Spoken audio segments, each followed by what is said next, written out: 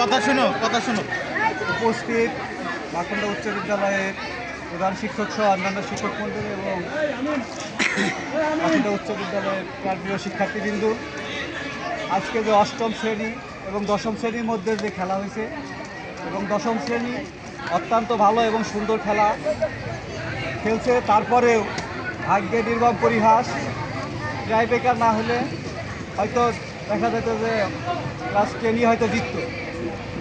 এবং সবাই ভালো খেলছো এবং মাঠের বাইরে একটি অনাকাঙ্ক্ষিত ঘটনা ঘটছে, সেই বিষয়টাও আমরা মীমাংসা করে দিছি। পরবর্তীতে এই নিয়ে যেন কোনো আর বাড়াবাড়ি না হয়, কারণ এখানে আমাদের আভ্যন্তরীণ খেলা, এখানে বাইরের সাথে আমরা খেলাই না, আমাদের নিজেদের স্কুলের ভিতরে খেলাইছি।